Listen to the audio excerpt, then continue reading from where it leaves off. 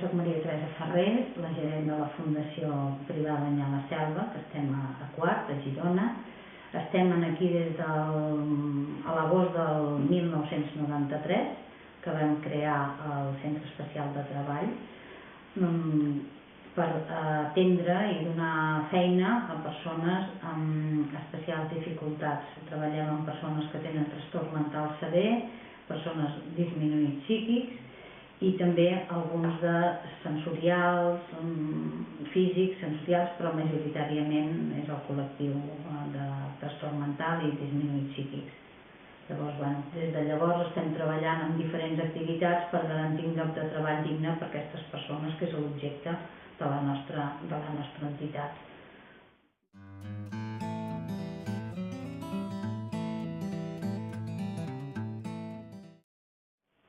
De fet, en el món oncològic ens hi vam posar ara fa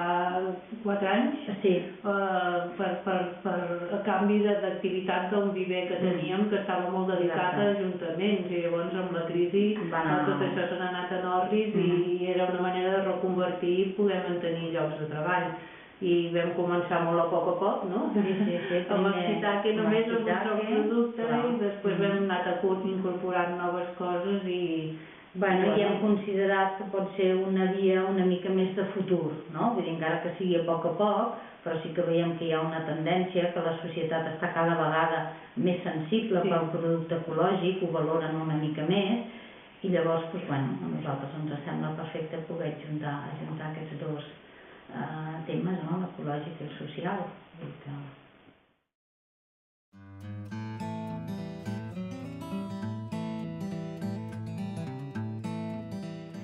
D'alguna manera el producte vam començar elaborant el Shiitake,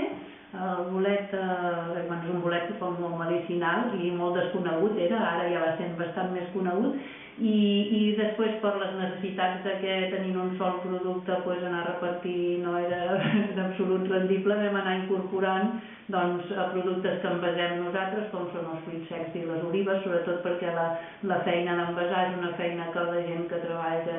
amb nosaltres és molt fàcil per fer per ells, i d'alguna manera ara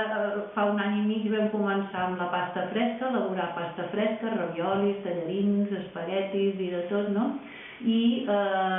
veient que realment tot això, en el moment en què hem vist que realment hi pot haver un futur en tot això, és quan ara hem anat ampliant també amb altres productes. Fem salses per les pastes, fem patés, ara farem properament, introduirem pizzas, vull dir, pensem que per aquí és per on hem d'anar, no? Vull dir, sobretot perquè en el mateix client li pots oferir diferents opcions i això sempre és bo per ells i per nosaltres.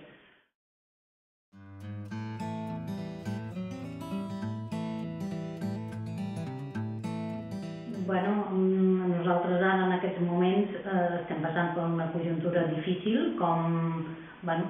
és el que passa a tot arreu, vull dir, no estem al marge de la societat, llavors nosaltres com a centre especial de treball que som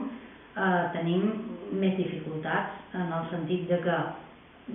patim la crisi com qualsevol altre sector industrial perquè moltes feines s'han perdut, tenim un munt d'impagats, vull dir que fem feines que després no aconseguim cobrar, vull dir com a qualsevol empresa, perquè encara que l'objecte social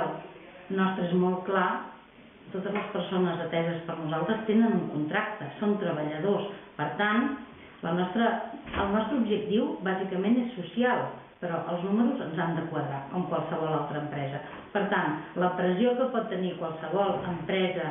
que no sigui com la nostra, però a més amb la problemàtica afegida que el nostre col·lectiu és un col·lectiu molt feble.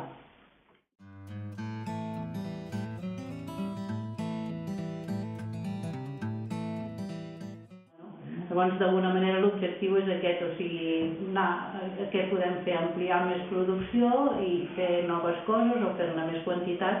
i poder cobrir més llocs de treball. I, l'únic que ens queda, de fet, és animar-vos a que mengeu productes dels nostres, perquè, a més de que són molt bons, esteu ajudant d'alguna manera que aquest projecte pugui tirar endavant, no?